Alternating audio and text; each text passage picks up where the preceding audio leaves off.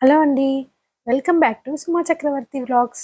ఈరోజు వీడియోలో మన అమ్మమ్మలు, నానమ్మలు చేసే పాతకాలం నాటి సున్నుండలు ఎలా చేయాలో చూద్దాము.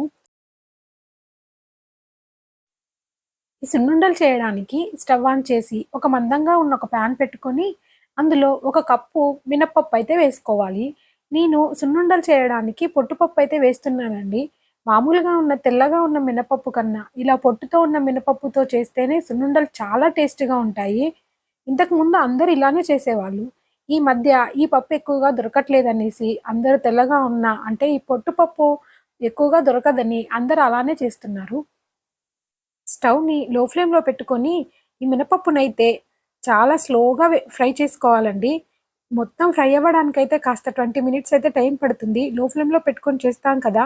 మనం కలపడం ఆపేసామంటే అవి మాడిపోతాయి. చూసారా? ఎప్పుడు కలుపుతూనే ఉండాలి. ఇలా కలర్ చేంజ్ అయ్యేటప్పుడు మంచి స్మెల్ ఒస్తుంది. అప్పుడు మొత్తం కలర్ చేంజ్ అయ్యాక స్టవ్ ఆఫ్ చేసుకొని వేరే గిన్నెలోకైతే వేసుకొని చల్లార్చుకోవాలి.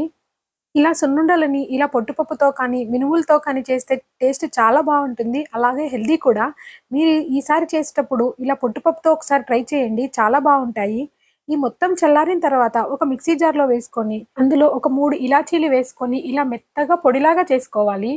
ఈ పిండి ఎంత సాఫ్ట్‌గా ఉంటే సున్నుండలు మనకంత సాఫ్ట్‌గా వస్తాయి. మనం ఒక కప్పు మినుములు తీసుకున్నాం కాబట్టి, ఒక కప్పు బెల్లం తీసుకుంటే సరిపోతుంది. ఈ బెల్లాన్ని ఎంత కలిపినా ఇందులో బెల్లం అయితే కరగదు కాబట్టి, మనము అది కూడా ఆ పిండిని కూడా ఒకసారి మిక్సీ పడితే బెల్లమంతా అందులో మిక్స్ అవుతుంది. ఇప్పుడు ఇందులో కరిగించిన నెయ్యికి వేసుకొని మనం సున్నుండలైతే చుట్టుకోవాలి. మీరు చూస్తున్న ఈ పిండిలో నేనైతే కరిగించిన నెయ్యి ఒక 3 స్పూన్ల వరకైతే వేశాను. నాకది సరిపోయింది. మనం వేసే బెల్లం చాలా పొడి పొడిగా ఉందనుకోండి, మనకు నెయ్యి చాలా ఎక్కువగా పడుతుంది. మనం మంచి బెల్లం తీసుకుంటే నెయ్యి మనకి తక్కువ పడుతుంది. 3 స్పూన్ల నెయ్యయితే సరిపోయింది నాకు. అయినా నెయ్యి ఎక్కువగా ఉంటేనే సున్నుండలు చాలా టేస్టీగా ఉంటాయి. నెయ్యంతా కలిపిన తర్వాత ఈ సున్నుండలని మనకు కావాల్సిన సైజులో అయితే ఒత్తుకోవాలి.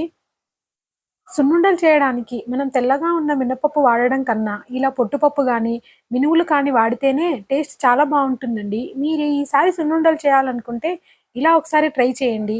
అలాగే ఇంతకుముందు మన అమ్మమ్మ వాళ్ళు కూడా ఇలానే చేసేవాళ్ళు. సున్నుండలైతే చాలా టేస్ట్‌గా ఉన్నాయి. మీకు ఈ వీడియో నచ్చితే ఒక లైక్ చేసి సపోర్ట్ చేయండి. అలాగే సబ్స్క్రైబ్ చేసుకోవడం మాత్రం మర్చిపోకండి. Thanks for watching. Thank you.